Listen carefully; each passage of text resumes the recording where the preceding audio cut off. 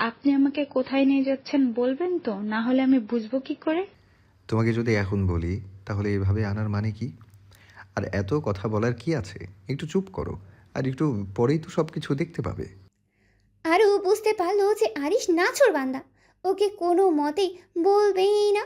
তাই ও শান্তশিষ্ট মেয়েদের মতো চুপ হয়ে গেল।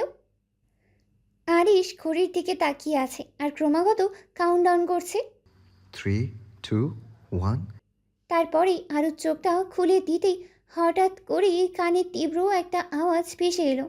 শব্দটার উৎস খুঁজতে গিয়ে আকাশের দিকে তাকাতেই দেখলো বড় বড় অক্ষরে বাজিতে আলোতে লেখা আছে হ্যাপি বার্থডে আরু পাখি। আর তার সঙ্গে অজস্র সাদা আর লাল রঙের বেলুন আকাশে উড়ে যাচ্ছে। অসম্ভব সুন্দর একটা দৃশ্য। এমনটা আরও এর আগে কখনোই দেখেনি। আরিশ আরুর কাঁধে চুমু দিয়ে বলল, হ্যাপি বার্থডে আরু পাখি। আমার ছোট্ট আরু পাখি আজ 20 বছরে পা রাখলো। আরিশের থেকে এরকম একটা সারপ্রাইজ পেয়ে আরও চোখে জল চলে এলো। কখনো এসব কল্পনাও করেনি। তারপরে আরও আরিশের দিকে ঘুরে তাকালো। আরও ভাঙ্গা ভাঙ্গা কণ্ঠে বলল, আ- আ- আপনি আমার জন্য এতটা। এরপর আর কিছু বলতে পারলই না। আরিশ আরুর ঠোঁটে আঙ্গুল দিয়ে আলতো করে স্পর্শ করে বলল, একদম এমন কথা বলবে না আরু পাখি। তোমার জন্য করব না তো কার জন্য করব? আমার কি আরও 10টা 5টা বউ আছে যে তাদের জন্য আমি করব? তুমি তো আমার সব। বলেই আরুকে জড়িয়ে ধরল। আরিশ আরুষিকে জড়িয়ে ধরতে আরু ফুপিয়ে ফুপিয়ে কেঁদে উঠল। আরিশ আরুকে নিজের সাথে আরও জোরে চেপে ধরল। একদম কাঁদবে না আরু পাখি। তোমার চোখের জল আমার সহ্য হয় না। আরিশের কাছ থেকে ওর জীবনে নতুন করে বাঁচতে শেখার অনুপ্রেরণা পেয়েছে। জীবনটাকে কিভাবে সঠিক পথে আর আনন্দ করে সবার সাথে কাটাতে হয় সেটা ও আরিশকে ভালোবেসেই বুঝেছে। আরু এখনো কেঁদেই চলেছে আরিশের বুকে। আরিশ এবার আরুর মাথায় হাত বুলিয়ে বলতে লাগলো, আরু পাখি, দেখো এখন 12টা 5। অলরেডি 5 মিনিট তুমি এভাবেই কেঁদে কেঁদে কাটিয়ে ফেলেছো। এবার কেকটাও তো কাটতে হবে নাকি? তারপর তোমাকে আবার অনেক অনেক আদরও করতে হবে। তাই আর দেরি করা ঠিক হবে না। আরিশের কথা শুনে আরু লজ্জা পেয়ে গেল। তারপর আরিশকে নিজের থেকে ছাড়িয়ে বলল। আরিশ চোখ মেরিয়ে বলল, শুধুই কি বলি, কিছু কি? আরু আরিশের মুখ চেপে ধরল হাত দিয়ে। আপনাকে বলতে হবে না, আমি বুঝে গেছি। আরিশ আরুর কথা শুনে হাসতে লাগলো। তারপর আরুর হাত ধরে সামনের টেবিলটার দিকে এগিয়ে গেল। সেখানে কেক রাখা রয়েছে। টেবিলের কাছে যেতেই হঠাৎ করে আরিশ আরুর সামনে একটা কাগজ ধরিয়ে দিল। হঠাৎ এমন একটা সময় এই কাগজটার কী তাৎপর্য সেটা বুঝতে না পারলে আরু আরিশকে জিজ্ঞাসা করলো। এটা কিসের কাগজ? আরিশ আরুর হাতে পেনটা ধরিয়ে দিতে দিতে বলল, এখানে একটা সই করে দাও ছোট্ট করে। আমার সই কেন লাগবে? আরিশ আরুর চোখের দিকে গভীরভাবে তাকিয়ে বলল, বিশ্বাস করো তো আমাকে। নিজের থেকেও বেশি। বলে কাগজটায় কী লেখা আছে তা না পড়ে আরু সিগনেচার করে দিল। আরিশ আরুর কপালে একটা চুমু দিয়ে মনে মনেই ভাবতে লাগলো, আমি চাই না কখনো কারো খারাপ আঁচ তোমার গায়ে লাগুক। তাই সকল খারাপের থেকে সারা জীবন এভাবেই আগলে রাখবো তোমায়। কোনো খারাপ কাজের তকমা তোমাকে পেতে দেব না। আপনি কি এত ভাবছেন? আরুর কথায় আরিশের ধ্যান ভাঙল। তারপরে আরিশ বলল, তেমন কিছু না আরু পাখি। এটাই ভাবছিলাম যে তোমার বয়স এখন 20। তাহলে আমাদের বেবি তার আম্মুর থেকে প্রায় 20। তার মানে আমাদের বেবি তোমার থেকে 20 বছরের ছোট হবে। আমার থেকে আরও 26 বছরের ছোট হবে। তুমি আমার থেকে ছ তুমি আমার থেকে 6 আর আমি তোমার থেকে 6-এর ছোট বড়, মানে অল সেট। বলে আরিশ হাসতে লাগলো। আসলে ও আরুকে কনফিডেন্স করার জন্যই এমনটা বলল। আরিশ কি বলল তা আরুর মাথার উপর দিয়েই গেল। কথায় কোনো লজিকই নেই, আওলা ঝাওলা কথা সব। আরিশ কি বলল তা আরু আর কানেই নিল না। কারণ সত্যি এই কথাটাই কোনো লজিকই নেই যে তা থেকে বুঝে কোনো মানে বার করবেই আরু। আচ্ছা, আর বেশি দেরি না করে ম্যাডাম আপনি এবার কেকটা কেটে ফেলুন। আপনিও আমার হাতে ধরবেন? আরিশ আরুর কথা রাখতেই ছুরিটা আরুর সাথে ধরল। কেকটার দিকে আরু সে এতক্ষণ নজর দেয়নি। কিন্তু যখন সেদিকে তাকালো অবাক হয়ে গেল, কারণ কেকটার উপরে আরুর একটা ছবি রয়েছে, যেখানে আরু একটা পাউট করে একটা পোজ দিয়েছে। সেই রকমই ছবিটা আরুর খুব পছন্দের। ছবিটাকে আরও কিউট লাগছে কেকটার উপরে দেখতে। এরপর দুজন মিলে কেক কাটলো। দুজন দুজনাকে খাইয়ে দিয়ে আরিশ আরুষির কোমর ধরে নিজের কাছে নিয়ে এলো। আমি জানি না তুমি কি মনে করবে, তবে আমি আজ তোমার জন্য একটা গিফট নিয়ে নিয়ে আরু পাখি। আরু আরিশের গালে স্পর্শ করে বলল, আমার আবার কিসের গিফটের দরকার, যেখানে আপনি নিজেই আল্লাহর দেওয়া আমার সর্বশ্রেষ্ঠ উপহার। আপনাকে পেয়েই আমি খুশি, আর কিছুই চাই না আমার। আরিশ মুচকি হাসলো। তারপর আরুর হাত ধরে সামনের দিকে এগিয়ে নিয়ে গেল। পেছন থেকে একটা মিউজিক বাজতে লাগলো। গানের সাথে সমান তালে নাচছে দুজন, আর দুজন দুজনের মাঝে যেন হারিয়েই গেছে। গান থামতেই আরু নিজে আরুষের ঠোঁট দুটো আঁকড়ে ধরল। এই দ্বিতীয়বারের মতোই আরু নিজে থেকেই আরিশকে ভালোবাসছে, আর আরিশ কোনোভাবেই তা ফিরিয়ে দিতেই চায় না। মামুনি, আর কত খাওয়াবে বলো তো? সেই থেকে খাইয়েই যাচ্ছ আমাকে। এবার তো আমি পুরো ফুটবল হয়ে যাব।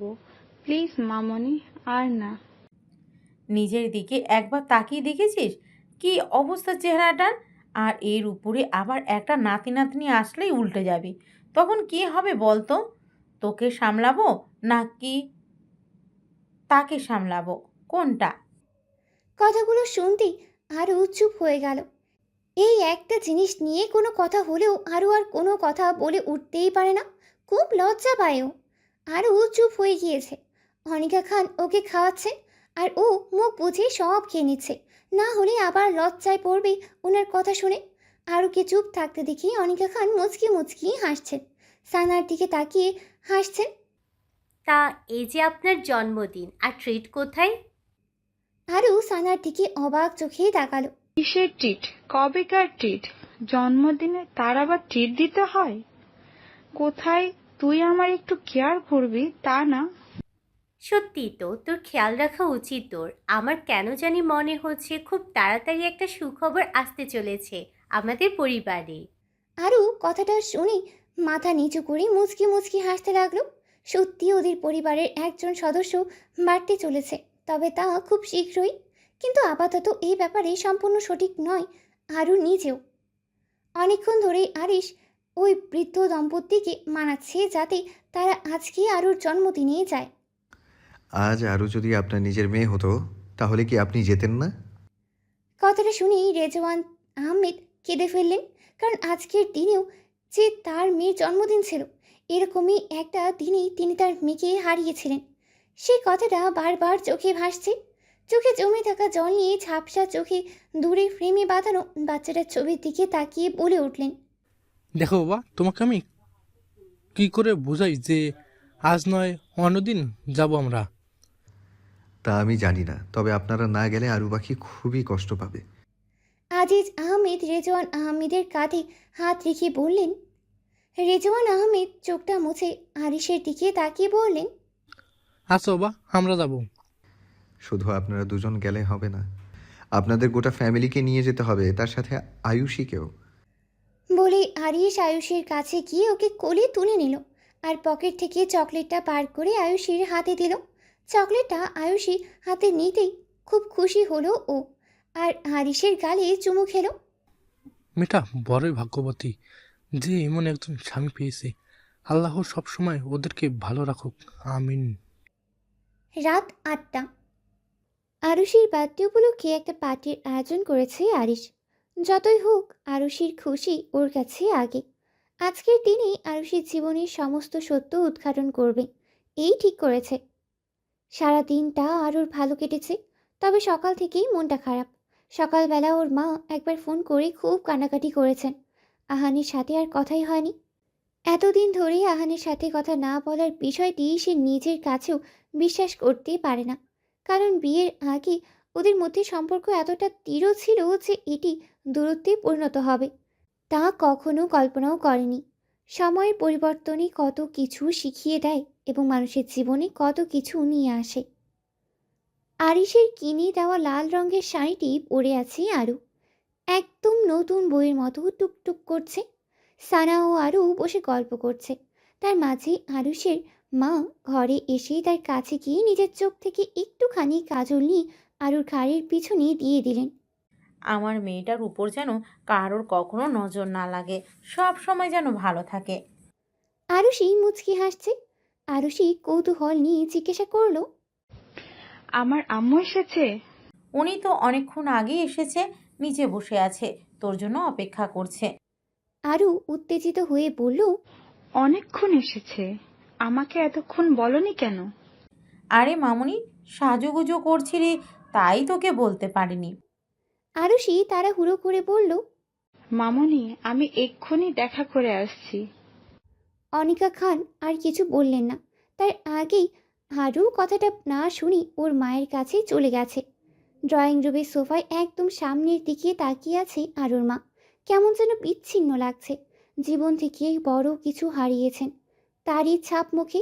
এতদিন পর আরুর মাকে দেখে ওর চোখে জল চলে এলো। দৌড়ে গিয়ে ওর মাকে জড়িয়ে ধরলো। হঠাৎ আচমকা জড়িয়ে ধরায় উনি চমকে গেলেন। কেমন আছিস মা? এবার ওনাকে ধরে ফুপিয়ে ফুপিয়ে কেঁদে উঠল আরু। তুমি জানো না, তোমাকে ছাড়া আমার থাকতে ভালো লাগে না মা।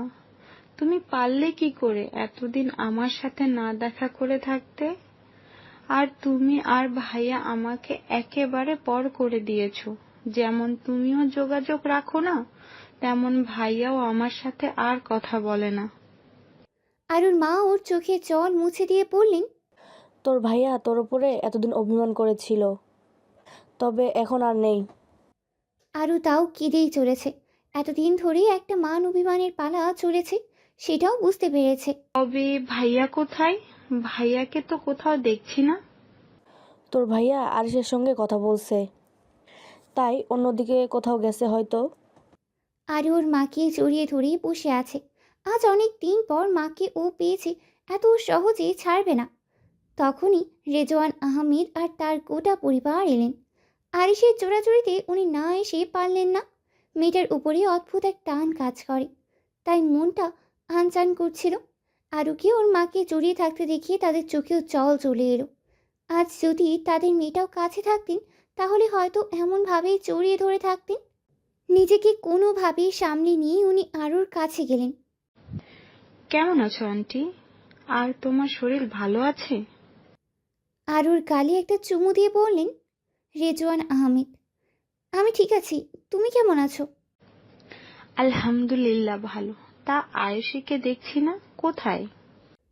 তখনই আরিশ আয়ুষীকে কল করে নিয়ে আরুর কাছে আসলো। এই তো আয়ুষী। আরু ওকে কোলে নিয়ে আদর করতে লাগলো। যখন রেজওয়ান আহমেদ আরুষীকে জড়িয়ে ধরেছিল, তখন আরুর মায়ের মনে কেমন একটা অদ্ভুত অনুভূতি হচ্ছিল। বারবার মনে হচ্ছিল এই বুঝি তার মেয়েটা হারিয়ে গেল। তবে নিজের মনে ভাবল মেয়েটা যে তার নয়, তবুও সে তো আরুকে নিজের মেয়ের মতোই ভাবে। কিছুক্ষণ পর অনুষ্ঠান শুরু হতেই আরিশ আরুর হাত ধরে কেকের কাছে নিয়ে গেল। কেক কাটো। আরু আরিশের দিকে তাকিয়ে বলল, আমি একা না, আপনিও কাটবেন আমার সাথে। আরিশ আর কোনো কথা না বাড়িয়ে মুচকি হেসে আরুর সাথে কেকটা কাটলো। তারপর প্রথম আরিশকে দিল, তারপর ওর মাকে, এরপর একে একে সবাইকে দিল। সবাই খুব খুশি। আরও দেখলো অনেক দূরে এক কোণে দাঁড়িয়ে আছে আহান। চোখে জল চলে এলো এতদিন পর আহানকে দেখে। সেই দিন ওর বাবা ওকে বাড়ি থেকে বের করে দিয়েছিল। তারপর থেকে আর আহানের মুখোমুখি হয়নি। ও আহানের কাছে কি ওকে জড়িয়ে ধরে ফুপিয়ে ফুপিয়ে কেঁদে দিল। তোর কি আমার কথা মনে পড়ে না ভাইয়া? তুই তো ছোট বোনের আর খোঁজ নিসনি। আহান আর পারল না নিজেকে আটকাতে। ও জড়িয়ে ধরেই কাঁদতে লাগলো। চোখে ফোঁটা ফোঁটা জল গড়িয়ে পড়ল। বড্ড বেশি ভালোবাসে আরুকে। নিজের বোনটাকে খুব বেশি কষ্ট দিয়ে ফেলেছে। আমি নিশ্চিন্তে আছি, কারণ আমি জানি আমার বোনের জামাই তাকে কখনো কোনো কষ্ট পেতে দেবে না। বলেই আরুষের হাত ধরে আরিশের কাছে নিয়ে গেল। আমার বোনটার সবসময় খেয়াল রেখো। আরিশ মুচকি হাসলো। সবাইকে একটু অপেক্ষা করতে বলল। তারপর নিজের রুমে চলে গেল। আরুষিও সবাই বেশ অবাক হলো। তবে আহান অবাক হলো না, কারণ সমস্তটাই ও জানে এরপর কী হতে চলেছে। কিছুক্ষণ পর আরিশকে সাথে করে একটা কাগজ আনতে দেখি আরুষের ভ্রু কুঁচকে গেল। আরু পাখি, এটা তোমার ভাইয়াকে দিয়ে দাও। আরু আরিশের দিকে তাকিয়ে বলল, কিন্তু এটা কিসের পেপার? কাল রাতে যেটাতে তুমি সিগনেচার করেছো সেই কাগজ। আরু কাগজটা হাতে নিয়ে পড়তে শুরু করলো। তারপর অবাক চোখে আহানের দিকে তাকালো। এগুলো কি ভাইয়া? আমি তো কিছুই বুঝতে পারছি না। আজ আমি সব বলছি। আরু পাখি, একটু অপেক্ষা করো। উপস্থিত সবাই বেশ অবাক, কারণ হঠাৎ এমন একটা সুন্দর মুহূর্তের মাঝে একটা সিরিয়াস টাইপ চলে আসায় পরিবেশ থমথমে। আরু পাখি, তোমার মনে কি প্রশ্নটা আসে না যে তোমার বাবা তোমার সাথে এমনটা করলেন কেন? অভ্র তোমার সাথে এমনটা করলো কেন? বা তোমার বাবার তোমার প্রতি এত অনীহা কী কারণে? আরও এবার চমকে যাচ্ছে আরিশের প্রত্যেকটা কথায়। তবে এই সমস্ত অদ্ভুত কথা শুনে রেজওয়ানা আহমেদ এবং তার পরিবারের সবাই বেশ অবাক হচ্ছে, কিন্তু আসলে কি হচ্ছে সেটা বুঝতেই পারছে না। আপনি প্লিজ একটু বুঝিয়ে বলবেন যে কি বলতে চাচ্ছেন? আমি ঠিক বুঝতে পারছি না। সবগুলো বলবো আরু পাখি, সব। তুমি যাকে তোমার বাবা বলে মনে করো, আই মিন আরমান সাহেব, উনি আসলে তোমার বাবা নয়। ইভেন তুমি ওনার পরিবারের কোনো সদস্যও নও। না উনি তোমার মা, না আহান ভাইয়া তোমার নিজের ভাই। কথাটা শোনা মাত্রই আরুর যেন পায়ের নিচ থেকে মাটি সরে গেল। নিজের কানে যেন এই সমস্ত কথা বিশ্বাস করতে ইচ্ছেই করছে না। হঠাৎ করে কি থেকে কি শুনছে।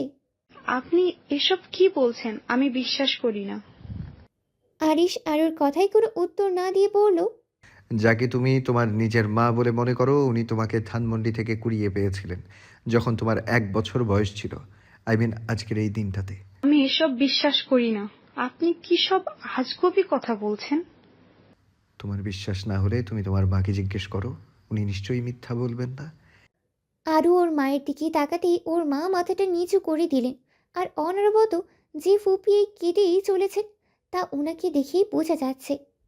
যে ব্যাপারটা দেখছো এটা একদম সঠিক। তোমার দাদু ভাই তোমাকে খুবই ভালোবাসতেন, সেই জন্য নিজের সমস্ত প্রপার্টি তোমার নামে দিয়েছিলেন। আর একজন বাইরের মানুষ হয়ে তোমার বাবা মানে আরমান সাহেব, উনি কোনোভাবেই মেনে নিতে পারেননি যে সমস্ত প্রপার্টির মালিক আহান না হয়ে তুমি হবে। তবে পেপারে ভালো করে লেখা ছিল যে তোমার 20 বছর হলেই সমস্ত প্রপার্টির মালিক তুমি হবে। তাই আমি চাই তুমি এখন সমস্ত প্রপার্টি আহানকে ফিরিয়ে দাও। আমি চাই না অপরের কোনো জিনিস তুমি নাও। তাই কালকে তোমার থেকে সিগনেচারটা নিয়েছিলাম সেই কারণেই।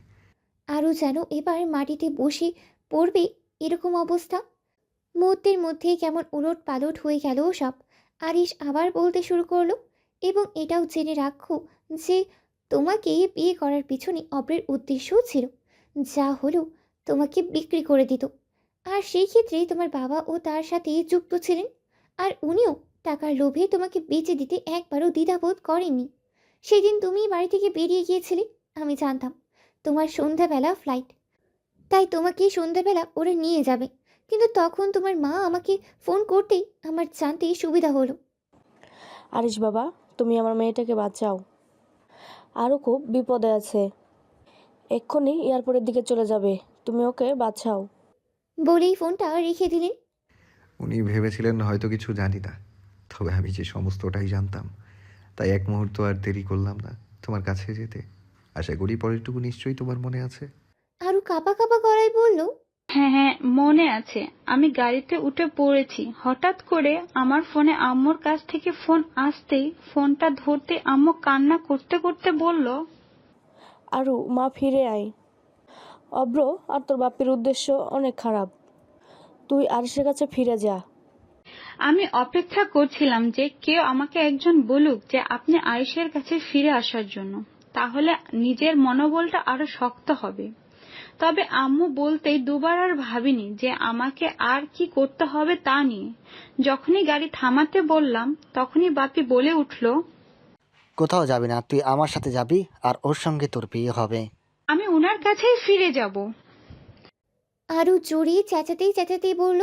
আরমান সাহেব এবার একটু ধমক দিয়ে বললেন, তোকে যদি এখন অব্রের সাথে না পাঠাতে পারি তাহলে আমার সমস্ত পরিকল্পনা নষ্ট হয়ে যাবে, আর আমি এত বড় লস কিছুতেই হতে দিতে পারি না। কথাটা বলার পর কি হলো তা শুনতে পেল না আরু, কারণ তার আগেই অভ্র ক্লোরোফর্ম দিয়ে অজ্ঞান করে ফেলেছে। এটুকু বলেই আরও থেমে গেল। তখনই আরিশ বলতে শুরু করলো, তারপরেই এয়ারপোর্টে আমি গিয়ে তোমাকে নিয়ে বাড়ি আসলাম, আর প্রমাণসহ ওনাদেরকে পুলিশের কাছে ধরিয়ে দিলাম। আর উনি যে এত সহজে ওনার কাজটা হাসিল করতে চেয়েছিলেন তা আমি বেশ ভালোই জানতাম। ভার্সিটিতে যখন তুমি পড়তে তোমার প্রতি আমার ছিল অদ্ভুত এক ভালো লাগা, আর তা আস্তে আস্তে ভালোবাসায় পরিণত হতে থাকে। তোমাকে চোখে চোখে রাখার সমস্ত দায়িত্ব কারোর ওপর না দিয়ে নিজেই নিয়েছিলাম। তখন দেখেছিলাম অভ্রকে তোমার সাথে সাথে ঘুরতে। প্রথমে উদ্দেশ্যটা ঠিক লাগলেও পরে খুব একটা ভালো লাগেনি আমার। তারপর জানতে পারলাম ওর আসল উদ্দেশ্য। আর এক মুহূর্তেও তোমাকে কাজ ছাড়া করতে দিতাম না, সব সময় চোখে চোখে রাখতাম। আর তাতেই আমার কাজে আরও সুবিধা হলো। আরু এবার কাঁদতে কাঁদতে নিচে বসেই গেল। তখনই আরুর মা ওকে নিয়ে জড়িয়ে ধরল। কাঁদিস না মা, তুই আমার নিজের মেয়ে না হলেও আমি কখনোই তোকে সেই নজরে দেখিনি। নিজের মেয়ে হিসেবে বড় করেছি আর ভালোবেসেছি। রেজওয়ানা আহমেদ কাঁপা কাঁপা গলায় বললেন। আরও আমার মেয়ে। আরু কাঁদতে কাঁদতে ওনার দিকে অবাক চোখেই তাকালো। তখন আরিশ মুচকি হেসে বলল, হ্যাঁ, ও আপনারই মেয়ে, আপনার হারিয়ে যাওয়া সেই ছোট্ট আরুষি, যার জন্য আপনারা এত বছর ধরে চোখের জল ফেলেছেন। এবার আজিজ আহমেদ বলতে শুরু করলেন। আরিশ এবার বলতে শুরু করলো। তারপর যিনি নিয়েছিলেন তিনি হলেন একজন বাচ্চা পাচারকারী। আরমান সাহেব ওনাকে একটা বাচ্চা জোগাড় করতে বলেছিলেন। তারপর উনিই বাচ্চাটা রাস্তার ধারে ফেলে রেখেছেন। আর তারপর যা হয়েছে সব আশা করি সকলেই জানেন। আরও যেন নিজের মধ্যেই নেই। জীবনের বড় সত্যি আজ জানতে পেরেছে। এতদিন যাদেরকে নিজের পরিবার ভেবেছে এখন তারা কেউ নিজের নয়। আজকের নতুন বাবা মা পেয়েছে, পেয়েছে একটা পরিচয় আর একটা পরিবার। দীর্ঘ ১৯ বছর পরে রেজওয়ানা আহমেদ নিজের মেয়েকে খুঁজে পেয়ে আরুষিকে জড়িয়ে ধরে হাও মাও করে কেঁদে উঠল। আজ সকলের চোখেই জল। অবসান হলো সমস্ত দুঃখের। আরিশ ক্লাস নিচ্ছে আর আরও চুপচাপ মন দিয়ে আরিশের লেকচার শুনছে। আরুষি খুবই অ্যাটেন্টিভ। যতই হোক প্রিয় মানুষের বলা প্রত্যেকটা কথাই যেন মধুর লাগে। খুব ভালো লাগে ওর আরিশের ক্লাস করতে। আজকে সানা আসেনি। সামনে আরাবের সঙ্গে ওর এঙ্গেজমেন্ট বলে আরাব ভাইয়া সানাকে নিয়ে শপিংয়ে গেছে। আরিশ বোর্ডে লিখিয়ে বোঝাচ্ছে। বোর্ডে মার্কারটা বুলিয়ে বলল, এই মলিকিউলটার সঙ্গে যদি এই মলিকিউল বিক্রিয়ায় অংশগ্রহণ করে তাহলে তীব্র বিস্ফোরণ ঘটতে পারে। তাই সবসময় আমরা এই বিক্রিয়াটি এড়িয়ে চলব, অন্যভাবে বিক্রিয়া ঘটানোর পদ্ধতি অবলম্বন করব। হুট করে আরও উঠে দাঁড়িয়ে বলল, may I go to washroom? মুখে হাত চেপে বলল, কারণ ওর খুব বমি বমি পাচ্ছে। আর ওর কথা শুনেই আরিশ ওর দিকে ফিরে তাকাতেই ভ্রু কুঁচকে গেল। মুখে হাত চেপিয়ে দাঁড়িয়ে রয়েছে আরু। খুব অস্বস্তি বোধ করছে। আরিশ আরুকে আরও কিছু বলতে যাবে তার আগেই আরু আরিশের পারমিশন না নিয়ে মুখটা হাত দিয়ে চেপে ধরে দৌড়ে বেরিয়ে গেল রুম থেকে। আর একটু দেরি করলেই হয়তো ক্লাসরুমেই বমি করে দেবে। আরিশ বুঝতে পারল আরুষির শরীরটা একটু খারাপ। বেশ কয়েকদিন ধরেই আরুষি কিচ্ছু খাচ্ছে না, সেটাও বেশ ভালোই লক্ষ্য করছে। বারবার জিজ্ঞাসা করলেও আরুষি বলতো যে খেতে ভালো লাগে না। জোর করে খাওয়াতে গেলে আরু শুধু বলে, আপনি আমাকে আর ভালোবাসেন না, তাই আর কিছু বলতে পারেন না আরিশ। আরুষিকে অমনভাবে ছুটে যেতে দেখে আরিশের কপাল কুঁচকে গেল। মনটা আনচান করছে, হয়তো ওর শরীরটা খুব খারাপ, না হলে আর অমনভাবে বেরিয়ে যেত না। আরিশ কপালে বিন্দু বিন্দু জমে থাকা ঘামটা মুছে কোনোই দিয়ে মুছতে গিয়ে একটু কাঁপা কাঁপা গলায় সবাইকে উদ্দেশ্য করে বলল, I think she is in bad situation. I am coming after 10 minutes. Be silent until I come. সবাই একসঙ্গেই বলল, ওকে স্যার। আরিশ ব্যস্ততার খাতিরে সকলের সামনে থেকেই দৌড়ে বেরিয়ে গেল রুম থেকে। আরিশ চলে যেতেই স্টুডেন্টরা মুচকি মুচকি হাসছে। সবাই বলা বলি করছে, আরিশিকে কত ভালোবাসেন স্যার, আর কত কেয়ারিং। সবার যদি এরকম একটা হাজব্যান্ড থাকতো। গার্লস ওয়াশরুমের সামনে দাঁড়িয়ে আছে আরিশ, তবে ভিতরে ঢুকতে পারছে না। ঢুকলে একটা বাজে ব্যাপার হবে, তাই বাইরে দাঁড়িয়ে অপেক্ষা করছে। কপালে ঘাম মুছতেই তা আবার পুনরায় বিন্দু বিন্দু হয়ে জমা হচ্ছে। যতক্ষণ না আরও কি নিজের চোখের সামনে ঠিক দেখছে ততক্ষণ ওর চিন্তা যাচ্ছেই না। কিছুক্ষণ পর আরও সে ক্লান্ত হয়ে বেরিয়ে এলো। বেরিয়ে আসতেই আরিশ গিয়ে দেখলো আরিশ আরুষির কাছে ছুটে গিয়ে আরুকে জড়িয়ে ধরলো। আশেপাশের অনেক স্টুডেন্টরাই দেখছে, কিন্তু সেই নিয়ে আরিশ কখনো ভাবেনি। আরিশ আরুষিকে আর কিছু বলতে না দিয়ে ওর হাত ধরে নিজের রুমে নিয়ে গেল। আরুষিকে সোফায় বসিয়ে দিয়ে আরিশ হাঁটু গেড়ে ওর পায়ের কাছে বসলো। আরুষির হাত দুটো শক্ত করে চেপে রেখেছে আরিশ। আরুষির শরীর এখনও কাঁপছে, বমি হয়ে আরও দুর্বল হয়ে পড়েছে। একে খাওয়া দাওয়া করে না, তার ওপর নিজের যত্নও নেয় না। যতটুকু আরিশ করে ততটুকুই ওর যত্ন সীমাবদ্ধ থাকে। আরিশ কাঁপা কাঁপা গলায় বলল, এখন কেমন লাগছে আরু পাখি? আরুষি চোখটা বন্ধ করে কিছুক্ষণ পর চোখ খুলে আরিশের দিকে মুচকি হেসে বলল, আরে আপনি চিন্তা করছেন কেন? এই দেখুন আমি একদম ঠিক আছি। আরিশ এবার একটা ধমক দিল আরুষিকে। সব সময় আমাকে মিথ্যা কথা বলে কোনো লাভ আছে? আমার কি সেন্স অফ হিউমার নেই? যে কে অসুস্থ আর কে অসুস্থ তা আচ্ছা, যে কে সুস্থ আর কে অসুস্থ তা বোঝার ক্ষমতা আমার থাকবে না? বারবার বলি নিজের যত্ন নাও, ঠিকঠাক খাওয়া দাওয়া করো, তা নয়। আরুষি কাজু মাজু ফেস করে বলল, আপনি আমাকে এভাবে বকছেন কেন? আর আপনি তো নেন আমার যত্ন। আপনি আমার কল্পনার থেকেও বেশি যত্ন নেন, তাই নিজের খেয়াল রাখার প্রয়োজন বোধ করি না। আরিশ আরুর দুই গালে হাত রেখে বলল, তোমাকে নিয়ে আমি সব সময় ভয়ে ভয়ে থাকি, তাই কি তুমি বোঝো না? তুমি জানো তোমার কিছু হয়ে গেলে আমি বাঁচবো না। বলেই আরুষির কোমর জড়িয়ে ধরল। আরুষি মুচকি মুচকি হাসছে। আরিশের ব্যবহারে মাঝে মাঝে ও নিজেও চমকে যায়। ভালো লাগে অবশ্য। আরিশ মাথা তুলে বলল, চলো তোমাকে এক্ষুনি আমি ডাক্তারের কাছে নিয়ে যাব। ডক্টরের নাম নিতেই আরুষের মাথায় এলো স্যালাইনের বোতল আর ইঞ্জেকশনের কথা। ভাবতেই ডকিলে বলল, আমি একদম ঠিক আছি। দেখুন আমার ডক্টরের কাছে নিয়ে যাওয়ার কোনো দরকার নেই। তা বললে আমি শুনবো না। আমি যখন বলেছি তুমি যাবে তখন যাবেই। আরও এবার আরিশকে ইমোশনাল ব্ল্যাকমেল করা শুরু করলো। আমি যাব না, প্লিজ আমাকে ডক্টরের কাছে নিয়ে যাবেন না। বলতেই ফুপিয়ে কাঁদতে শুরু করলো। এ দেখে আরিশ ঘাবড়ে গেল। তারপর আরুকে নিজের সাথে জড়িয়ে নিয়ে বলল, আচ্ছা, যাব না। তবে তুমি প্রমিস করো ঠিকঠাক খাওয়া দাওয়া করবে আর নিজের যত্ন নেবে। আমি বললাম তো আমি নিজের যত্ন নিব। এবার প্লিজ আপনি চিন্তা করবেন না। আর আপনি ক্লাস থেকে বেরিয়ে এলেন কেন? আরিশ রেগে গিয়ে বলল, কানের নিচে একটা থাপ্পড় দেবো। তুমি ওভাবে চলে এলে আর আমি ওখানে ক্লাস নেব, তাই না? সবাই কি ভাববে বলুন তো? কে কি ভাবলো আই ডোন্ট কেয়ার। তুমি কি তা জানো না যে আমি কাউকে পরোয়া করি না? যে যে যা ভাববে সেটা তার একান্তই পার্সোনাল ব্যাপার, আমার তাতে কিছু যায় আসে না। তবে আপনি এখন ক্লাসে যান, অন্তত ক্লাসটা কমপ্লিট করে আসুন। আরিশ একটু ভেবে বলল, আচ্ছা, তবে তুমি এখানে বসো, যতক্ষণ না আমি আসবো ততক্ষণ কোথাও যাবে না। আচ্ছা, আমি আপনার জন্য ওয়েট করছি। আপনি ক্লাসটা করে আসেন। আরিশ আরুর কপালে একটা কিস করে বলল, আমি আসছি। কেমন? এক পাও নড়বে না। যদি এক পাও নড়েছ তো তোমার খবর আছে।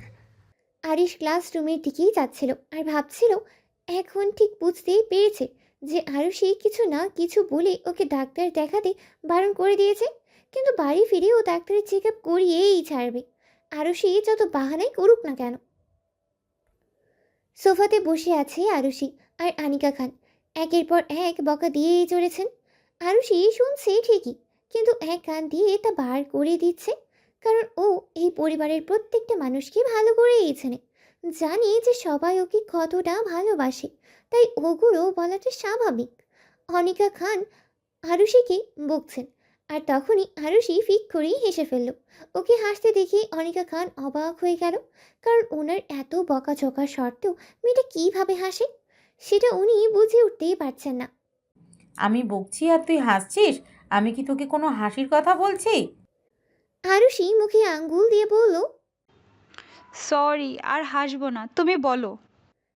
আসলে আরুষি যে আরিশকে কিভাবে ইমোশনাল ব্ল্যাকমেল করে ডাক্তারের কাছে নিয়ে যাওয়ার থেকে আটকাতে পেরেছে সেটাই মনে পড়তেই হাসি পেল।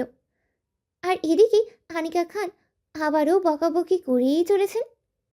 এবার থেকে যদি ঠিকঠাক খাওয়া দাওয়া না করেছিস তো আমি তোর সব দায়িত্ব কিন্তু এবার আরিসের উপর ছেড়ে দিব। আর যদি আরিস তোর সমস্ত দায়িত্ব নিয়ে নেয়, টেক কেয়ার করে, তাহলে বুঝতেই পারছিস কি হবে তোর। আরু অনিকা খানকে জড়িয়ে ধরেই বলল, ও মামনি, তুমি এমন করছো কেন বলো তো? আর আমাদের মামিয়ার মাঝে ওনাকে ডেকে আনার কি দরকার? তুমি তো আমার কত যত্ন করো বলো।